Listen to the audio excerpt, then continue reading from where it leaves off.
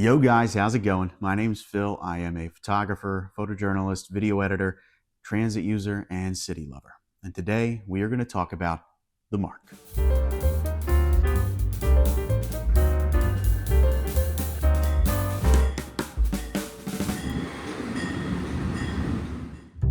So the Baltimore metropolitan region is very closely tied to the rest of Central Maryland, suburbs around DC, and DC itself.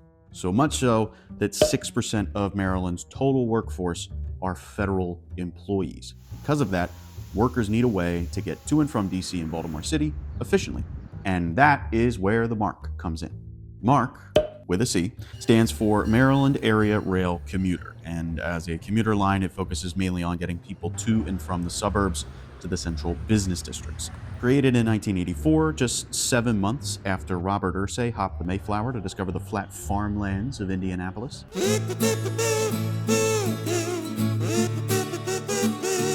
The state of Maryland consolidated and rebranded its 3 state-controlled rail services under one banner. Oh, hi, Mark. It's made up of 3 primary lines, the Penn, the Camden, and the Brunswick. Plus, there's a little branch off the Brunswick line that goes to Frederick. Now, despite the Maryland Transit Administration being in charge of the MARC, it actually doesn't own any of the tracks that the MARC runs on. The Penn line, which runs from Perryville, Maryland, through Baltimore City and down to Washington Union Station, is actually infrastructure that's owned by Amtrak. And the Brunswick and Camden lines are actually owned and operated by freight rail giant CSX. This essentially means that the Maryland Transit Administration doesn't have full autonomy over the MARC's schedule. Posts like these go out on social media daily, frustrating passengers and delaying trains. It means when Amtrak needs to alter schedules to work on the tracks or fix signaling, everybody alters their schedules. It means when the MTA wants to run more trains from Brunswick, Laurel, Greenbelt, College Park, Germantown, or Frederick to DC, CSX gets to say, "F you. The f do you mean more people should be able to access these tracks that we share?" It also means when you look up the schedule, there's huge gaps in the middle of the day and hardly any service on weekends. As a matter of fact, despite being a terminus for trains from Washington, D.C. to Baltimore City, right near where the Orioles play, and about 5-minute walk from where the Ravens play on Sundays, there is no weekend service on the Camden line. None.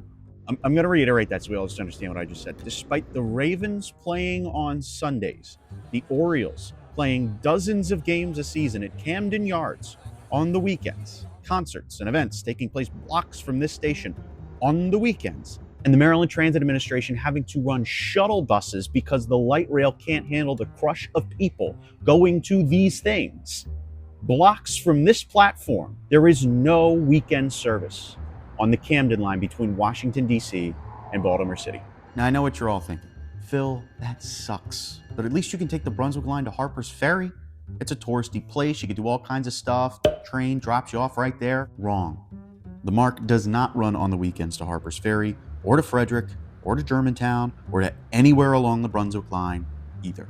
The only line that gets any weekend service is the Penn line, which runs around 10 trains per direction per day on Saturdays and Sundays, which are oftentimes crowded by people trying to get home from BWI Thurgood Marshall Airport, people visiting DC for a myriad of reasons, and people just going to and from work. Because people don't just work during the week, even if transit schedules make it seem like they do.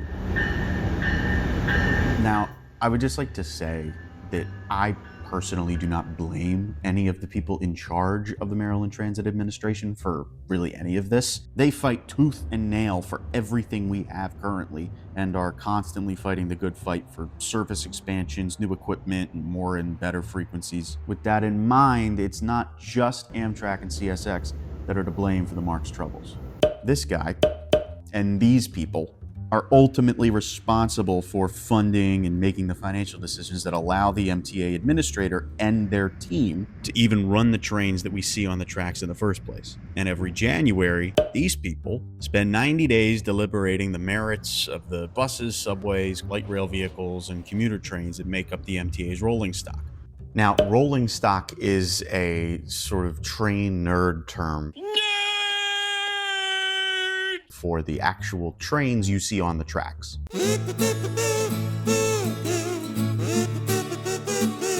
example, the MARC is comprised of 3 main types of locomotives and 3 main types of passenger cars that vary from line to line. On the non-electrified Brunswick and Camden lines, the MTA runs these diesel locomotives. Alternatively, on the fully electrified Penn line, which has been electrified with overhead wires for the last century or more, the MTA has the MARC run these diesel locomotives. No, I did not misspeak. The MTA only has a handful of electric locomotives. They are called HHP8s, or hippos, as train nerds call them. They are older than most college students and run infrequently at best when they aren't sitting in a shop getting repaired. Listen, the thing about the hippos that is sort of a tale as old as time for a lot of transit administrations in the country is that you can't always rely on what's available to you on the market to buy. This seems ass backwards because it is. The hippos were Amtrak locomotives too, but Amtrak experienced a crap ton of problems with them, so much so they retired them early, starting in 2010, just 15 years after purchasing them. These things should last anywhere from 25 to 30 years. They replaced them with these puppies called sprinters. God damn, what I wouldn't give for a sprinter on the Penn line, man. Maryland didn't cut bait and decided to fix theirs. This refurbishment has resulted in them having 3 remaining hippos in service and 1 they've relegated to the scrap heap for spare parts. Love that for us. Anyway, at the end of the day, it's Maryland's state government that is to really hold the blame for all the ills of rail service in Maryland, and it's they who can fix it.